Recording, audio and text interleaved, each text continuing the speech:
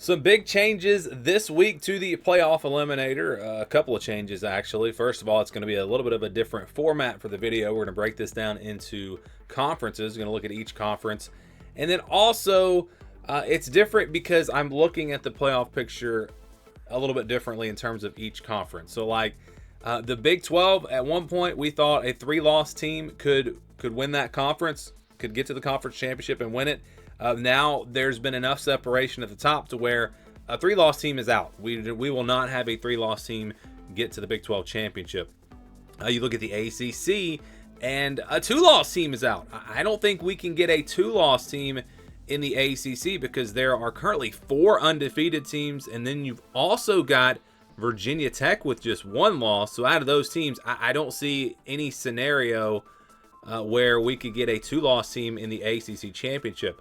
Same thing with the Big Ten. I don't see any chance we get a 2-loss team in the Big Ten championship. Of course, chaos could happen, and we could get something crazy, but that's the way it looks as of right now. And then in the SEC, I think a 2-loss team can get into that conference championship, which is kind of opposite of what we would have thought. But if you look at the SEC, these teams have really been beating up on each other this year, more so than I think a lot of people thought. So a 2-loss team is still alive in the SEC. So let's first look at the new elimination. So some of these teams actually won this week, but they're eliminated just because of the big picture and, just a change in the conference outlook. So these are the new eliminations out of the ACC: Boston College, Duke, Georgia Tech, Louisville, Syracuse, Virginia, and Wake Forest. Vanderbilt, they are now out of it in the SEC. In the Big Ten, Iowa, Michigan, Michigan State, Minnesota, Nebraska, Washington, and Wisconsin. Iowa and Michigan won. So how are they eliminated? Again, we've just reached that point where I don't see a 2-loss team getting to the Big Ten championship. When you've got Ohio State still undefeated, Penn State still undefeated, Indiana still undefeated, Ohio State with just 1 loss. I think Illinois, well, they have 2 losses, but they're still alive for a different reason because they could actually get in as an at-large if they go 10-2. But yeah, you look at the Big Ten there. We've eliminated a lot of teams. Then we go to the Big 12.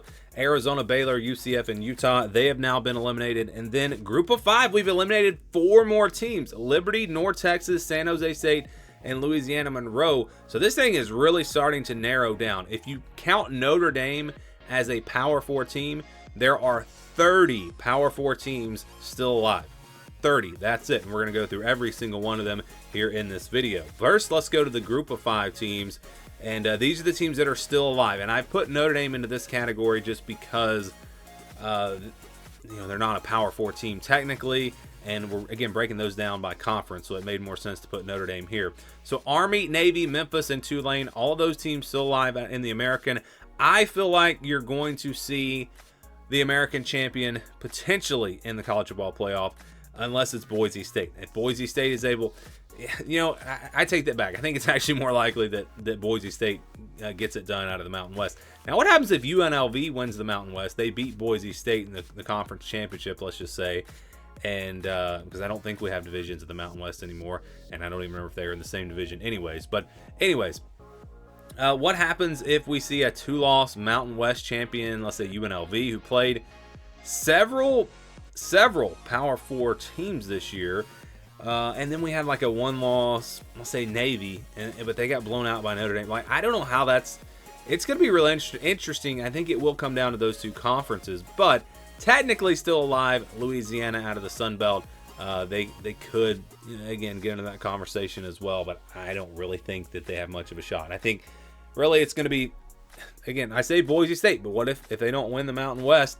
I know that they have been the best team in that conference, but this is college football, and things happen, and we see upsets. So it's hard to predict. Again, it's hard to predict out of the Group of 5 teams which one will make it in. But these are the ones that are still alive. So now we're going to break it down by conference, starting with the ACC. So these teams are in control of their destiny. SMU, Pittsburgh, Clemson, and Miami. All of them are undefeated in conference play.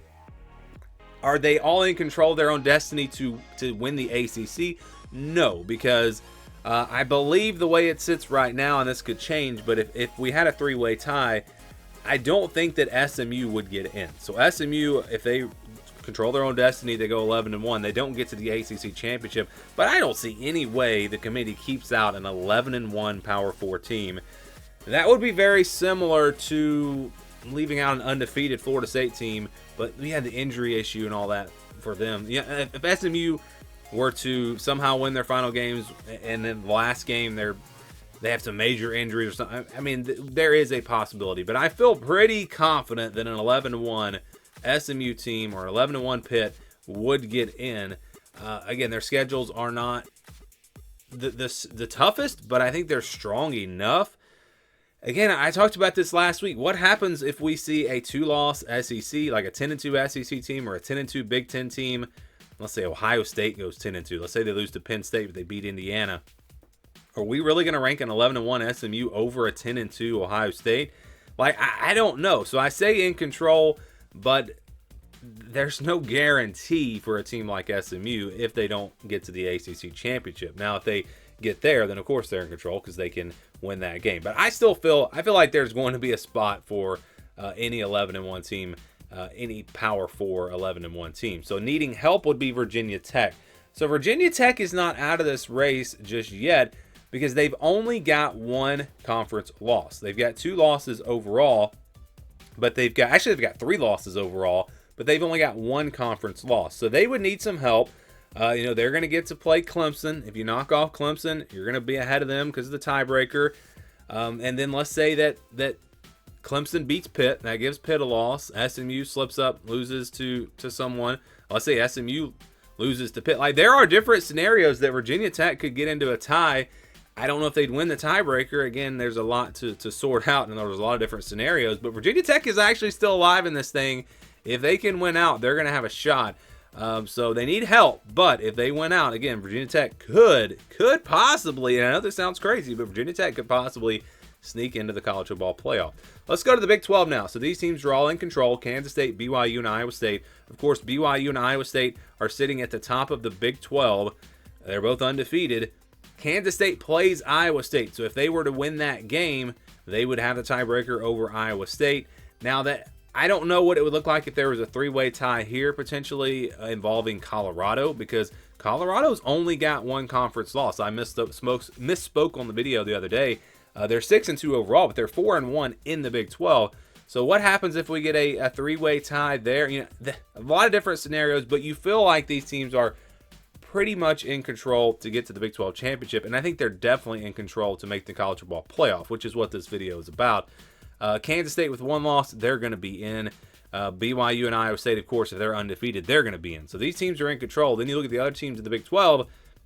I know these teams have to win the Big 12. So they're definitely going to need some help. They're going to have some help to move up the standings to get to that number 2 spot in the Big 12, get to the Big 12 championship game, and then win it. But all of these teams only have 2 or 1 conference losses. So they only have 2 they all have 2 or more overall losses, but in the conference they all have 2 except for Colorado. Colorado's only got 1, but again, just talked about it. They're going to need some help. But yeah, these teams are not out of it. As crazy as it seems, TCU could somehow sneak in. Cincinnati, Texas Tech, Arizona State, West Virginia. Now, I don't think that's going to happen. I don't think any of these teams have a realistic shot to make the college football playoff, but technically they do if we get a little bit of chaos in the Big 12. And that's something we thought we were going to get. And again, we've seen that separation with Iowa State and BYU, and then Kansas State and Colorado right behind them. So we'll see, but these teams are still alive. Let's go now to the Big 10. These teams are in control. Penn State, Ohio State, Oregon, Indiana. You could say, how is Ohio State in control? They have a loss. These other teams do not. Ohio State plays Penn State and Indiana. If they win both of those games, they're going to be in. So Ohio State's still in control. Obviously, the other 3 teams, they are undefeated, so they're in control. And I don't believe any of these teams, looking at Penn State, Oregon, and Indiana, I don't believe they play each other. So what happens in a 3-way tie there? Again, these teams are not all in control to get to the Big Ten championship, but they are in control to get to the college football playoff.